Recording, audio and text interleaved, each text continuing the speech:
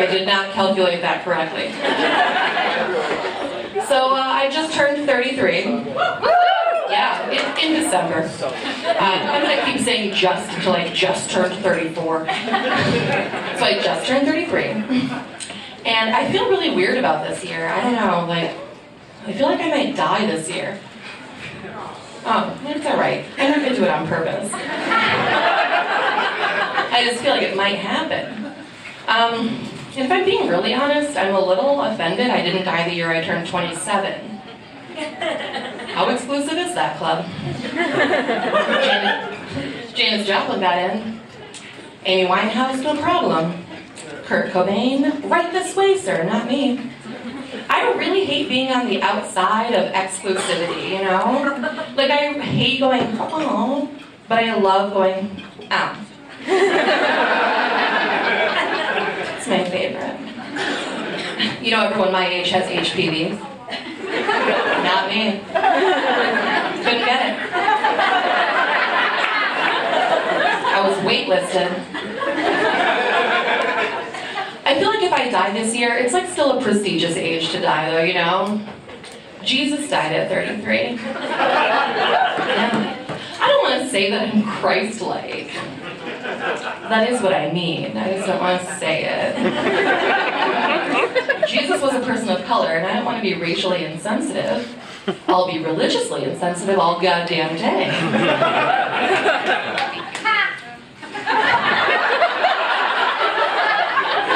Looks like we have a fundamentalist Christian in the crowd. But for real, do we? No, great. I'm gonna need a ride to Planned Parenthood later, and I like my chances. I gotta get my weekly HPV test. Fingers crossed. It feels like my day. I feel good about it. So I'm fat now. Yeah, I just found out. I didn't know until the tone of the catcalls I was getting changed. Like, it used to be all sexual harassing and like scary, and now it's just like concerned for me. Like,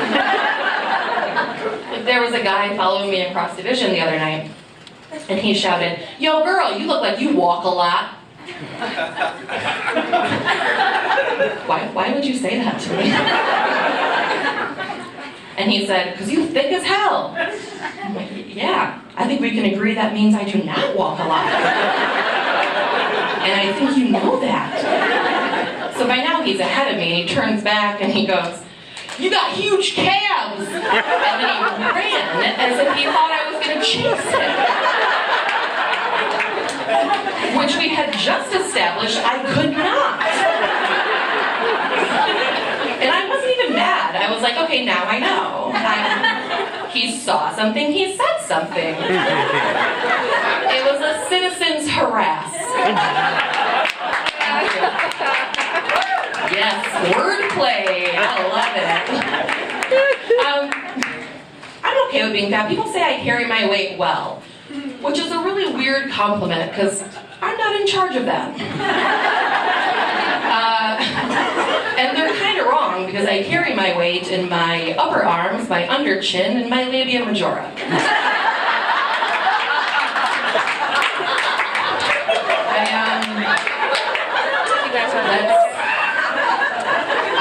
I have a fat vagina.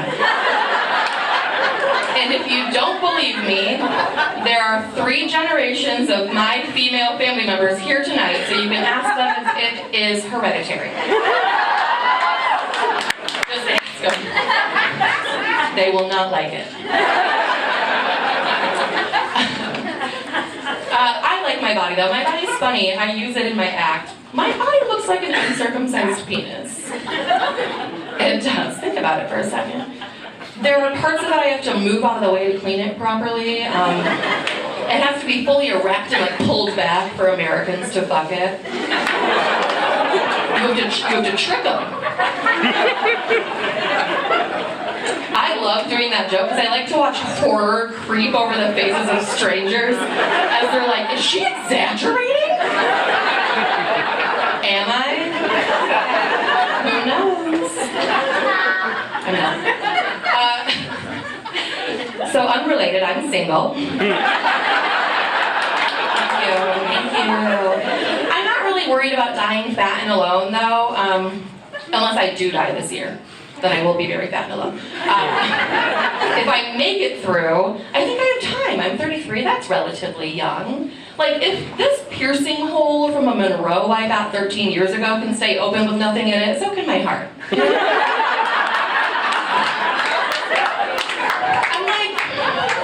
I'm like Emo and the Beast. If this hole closes before I find love, I'll be stuck in this form forever.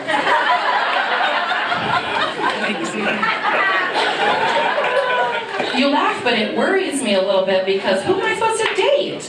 I work all day in an office environment, which is the natural habitat of the affluent older white male. Not my demo. And then I do comedy at night. And ain't another comic, I can hear you thinking. But no, because all their bodies look like uncircumcised penises. It's gross.